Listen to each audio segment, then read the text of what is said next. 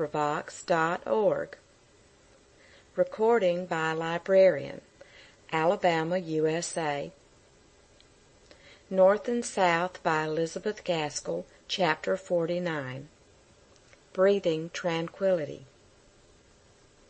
And down the sunny beach she paces slowly, with many doubtful pauses by the way. Grief hath an influence so hushed and holy. Hood. "Is not Margaret the heiress?" whispered Edith to her husband, as they were in their room alone at night, after the sad journey to Oxford. She had pulled his tall head down and stood upon tiptoe, and implored him not to be shocked, before she had ventured to ask this question. Captain Lennox was, however, quite in the dark. If he had ever heard, he had forgotten. It could not be much that a fellow of a small college had to leave, but he had never wanted her to pay for her board, and £250 a year was something ridiculous, considering that she did not take wine. Edith came down upon her feet a little bit sadder, with a romance blown to pieces. A week afterwards she came prancing toward her husband and made him a low curtsy. "I am right, and you are wrong, most noble captain. Margaret has had a lawyer's letter, and she is residuary legatee, the legacies being about £2,000, and the remainder about £40,000 at the present value of property in Milton." "Indeed. And how does she take her good fortune?" "Oh, it seems she knew she was to have it all along, only she had no idea it was so much. She looks very white and pale, and says she's afraid of it, but that's nonsense, you know, and will soon go off. I left Mamma pouring congratulations down her throat, and stole away to tell you." It seemed to be supposed by general consent that the most natural thing was to consider Mr. Lennox henceforward as Margaret's legal adviser. She was so entirely ignorant of all forms of business that in nearly everything she had to refer to him. He chose out her attorney. He came to her with papers to be signed. He was never so happy as when teaching her of what all these mysteries of the law were, the signs and types. "Henry," said Edith one day archly, "do you know what I hope and expect all these long conversations with Margaret will end in?" "No, I don't," said he, reddening, "and I desire you not to tell me." "Oh, very well, then. I need not tell Sholto not to ask Mr. Montague so often to the house." "Just as you choose," said he, with forced coolness. "What you are thinking of may or may not happen, but this time, before I commit myself, I will see my ground clear. Ask whom you choose. It may not be very civil, Edith, but if you meddle in it, you will mar it. She has been very farouche with me for a long time, and is only just beginning to thaw a little from her Zenobia ways. She has the making of a Cleopatra in her, if only she were a little more pagan." "For my part," said Edith a little maliciously, "I am very glad she is a Christian. I know so very few." There was no Spain for Margaret that autumn, although to the last she hoped that some fortunate occasion would call Frederick to Paris, whither she could easily have met with a convoy. Instead of Cadiz, she had to content herself with Cromer. To that place Aunt Shaw and the Lennoxes were bound. They had all along wished her to accompany them, and, consequently, with their characters, they made but lazy efforts to forward her own separate wish. Perhaps Cromer was, in one sense of the expression, the best for her. She needed bodily strengthening and bracing, as well as rest. Among other hopes that had vanished was the hope, the trust she had had, that Mr. Bell would have given Mr. Thornton the simple facts of the family circumstances which had preceded the unfortunate accident that led to Leonard's death. Whatever opinion, however changed it might be from what Mr. Thornton had once entertained, she had wished it to be based upon a true understanding of what she had done, and why she had done it. It would have been a pleasure to her, would have given her rest on a point on which she should now all her life be restless, unless she could resolve not to think upon it. It was now so long after the time of these occurrences that there was no possible way of explaining them, save the one which she had lost by Mr. Bell's death. She must just submit, like many another, to be misunderstood.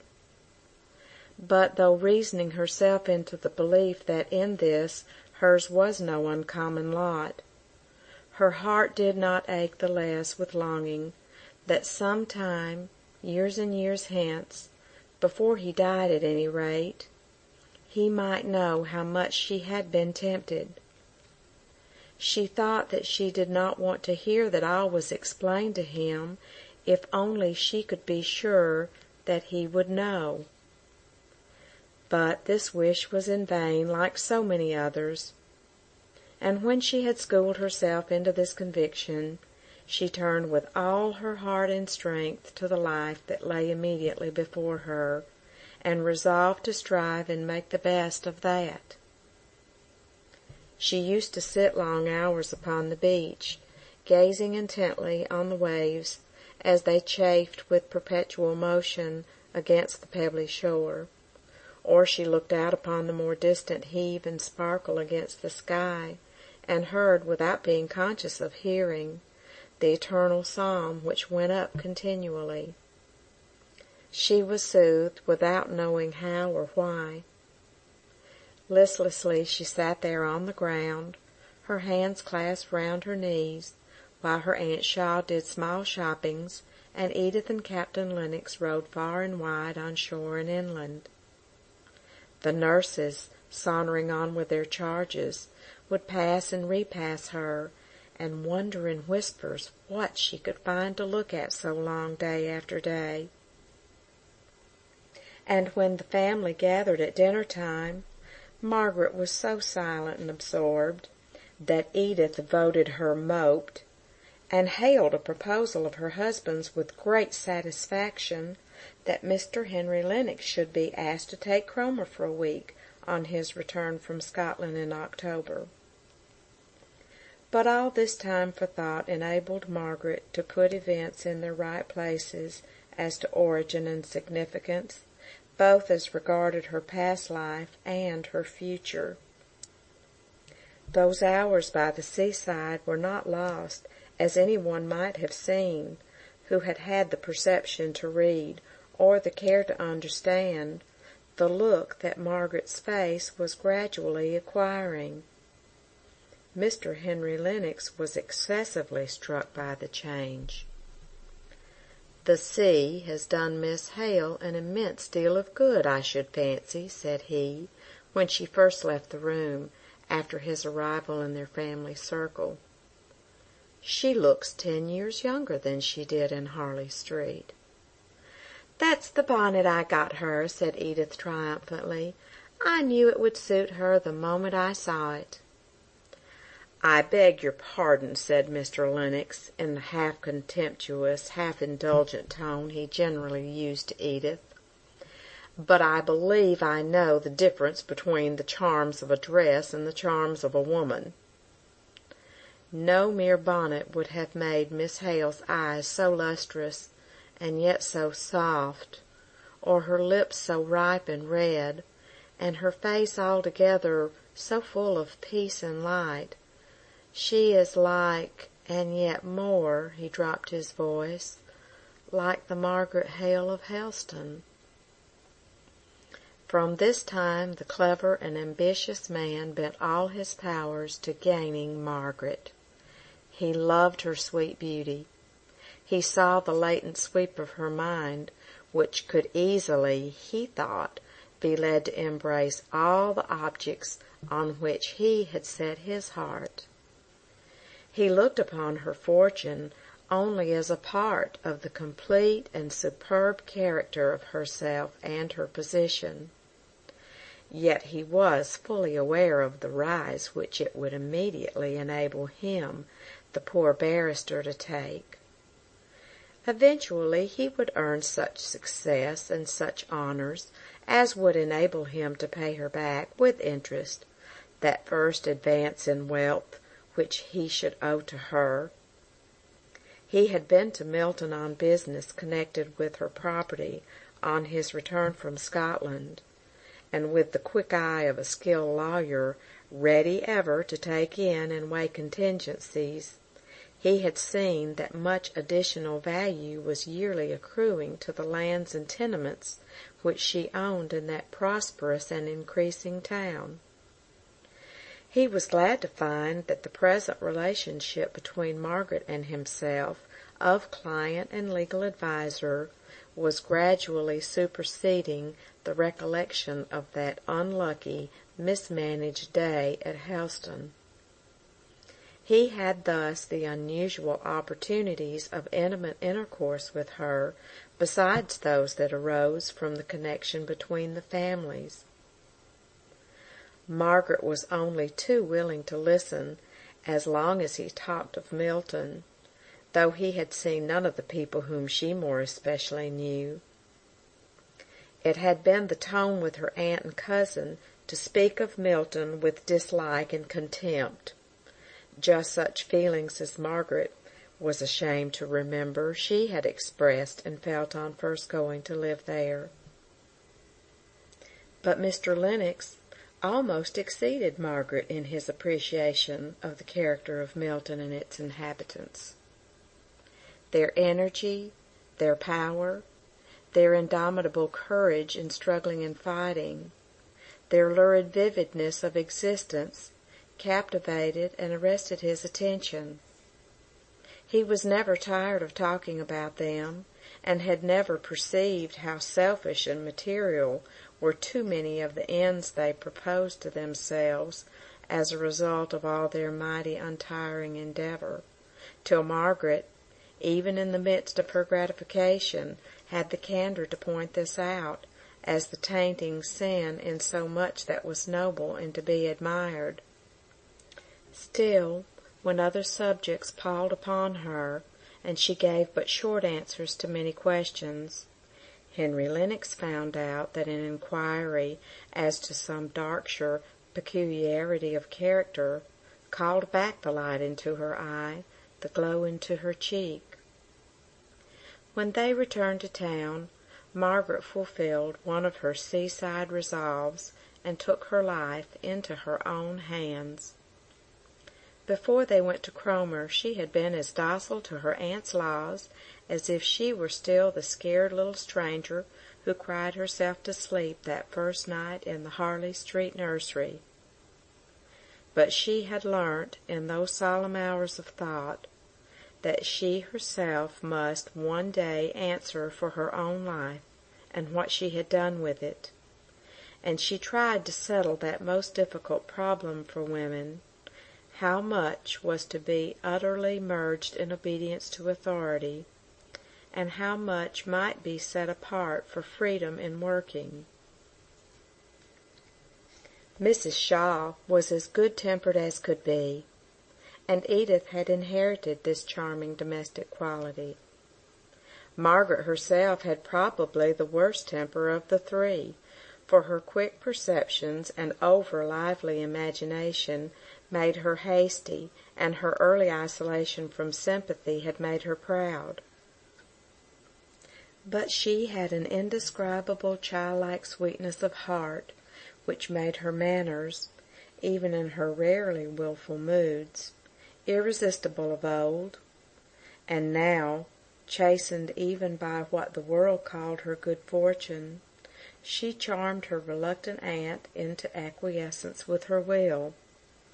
So Margaret gained the acknowledgment of her right to follow her own ideas of duty. "Only don't be strong-minded," pleaded Edith. "Mamma wants you to have a footman of your own, and I'm sure you're very welcome, for they're great plagues. Only to please me, darling, don't go and have a strong mind. It's the only thing I ask. Footman or no footman, don't be strong-minded. Don't be afraid, Edith. I'll faint on your hands at the servants' dinner-time, the very first opportunity, and then, what with Sholto playing with the fire and the baby crying, you'll begin to wish for a strong-minded woman equal to any emergency. And you'll not grow too good to joke and be merry. Not I. I shall be merrier than I have ever been, now I have got my own way. And you'll not go a figure, but let me buy your dresses for you? Indeed, I mean to buy them for myself. You shall come with me if you like, but no one can please me but myself. Oh, I was afraid you'd dress in brown and dust color, not to show the dirt you'll pick up in all those places. I'm glad you're going to keep one or two vanities, just by way of specimens of the old Adam. I'm going to be just the same, Edith, if you and my aunt could but fancy so. Only as I have neither husband nor child to give me natural duties, I must make myself some in addition to ordering my gowns.